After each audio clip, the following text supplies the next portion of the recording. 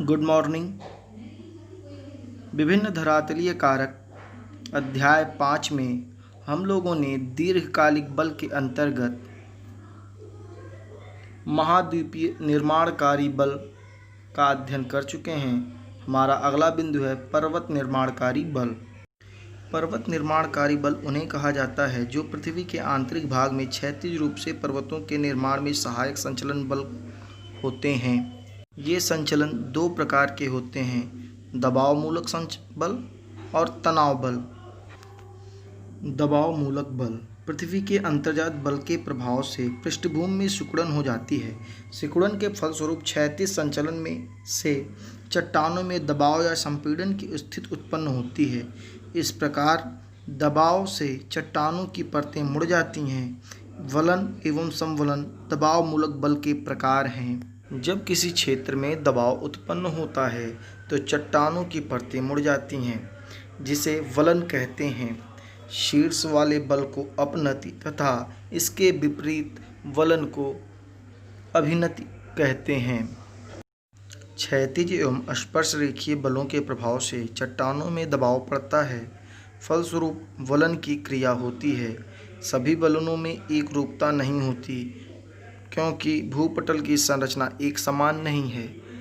कहीं पर कठोर मिट्टियां हैं तो कहीं पर कमजोर चट्टानें हैं तथा कहीं पर अत्यंत कठोर चट्टानें हैं, जिसके कारण दबाव पर वलन की स्थिति अलग अलग उत्पन्न होती है तथा दबाव की तीव्रता, दिशा सभी चीज़ें वलन को प्रभावित करती हैं। अतः वलन के कई रूप हैं जो आपकी पाठ्य पुस्तक में उसका डिटेल दिया गया है, जो निम्न हैं।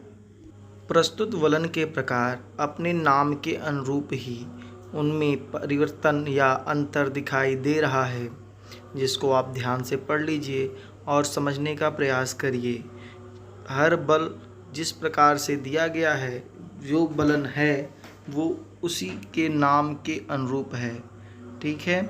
परिवलन या दोहरावलन जैसे आपने देखा, उसमें एक के ऊपर एक वलन दिखाई दे रहा है। इसमें वलन एक के ऊपर दूसरी परत आ जाती है। आप एक बार ध्यानपूर्वक इसे पढ़ लें। तीव्र क्षैतिज भूसंचलन द्वारा किसी भी भूसन्निधि में संचित मलबों के मोड़ पड़ जाने पर ऊपर उड़ जाने से निर्मित पर्वत, जिन्हें अनेक प्रकार की अपनतियाँ एवं अभिनतियाँ प्राप्त होती हैं, क्रमिक रूप में भूपटपट्टी पर बड़े पैमाने पर वलन होने के कारण निर्मित होती हैं। यह क्रमिक श्रेणियाँ बड़े बड़े पर्वतों एवं अपनतियों के रूप में प्रस्तुत होती हैं।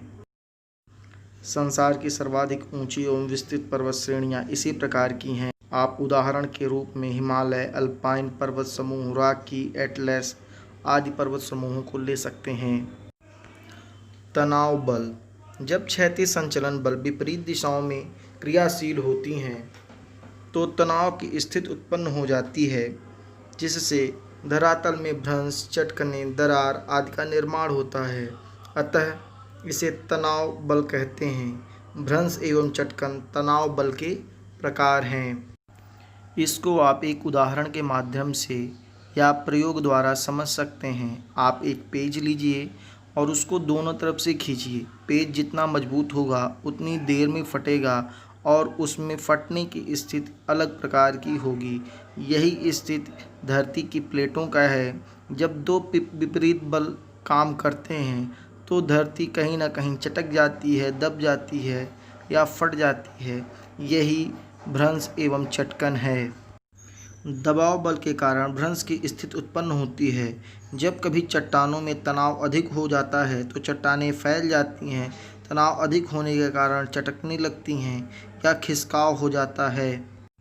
भ्रंश की उत्पत्ति क्षैतिज संचलन के दोनों बलों संपीड़न एवं तनाव से होती है, परंतु तनाव बल का स्थान अधिक महत्वपूर्ण है, क्योंकि अधिकतर भ्रंश इसी के कारण उत्पन्न होती हैं। भ्रंश कई प्रकार के होते हैं, समांतर, सामान्य, व्युत्क्रम, अनुदैर्ध्य, सोपान, तिर्यक। भ्रंशन के फलस्वरूप पृथ्वी की स्थलाकृतियों में परिवर्तन हो जाता है, जिससे नवीन स्थलाकृतियों का निर्माण होता है, जिसमें भ्रंश घाटी, रेफ्ट घाटी, भ्रंशोत पर्वत, हॉरेस्ट माउंटेन आदि प्रमुख हैं, जिसका विवरण आपके सामने प्रस्तुत है। एक बार इसे भी ध्यानपूर्वक पढ़ लें।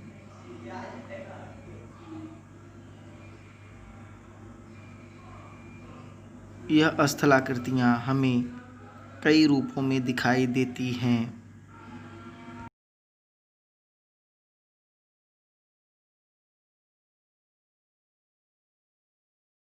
आज का गृह कार्य वलन एवं भ्रंश के कारण निर्मित पर्वतों के तीन उदाहरण लिखिए।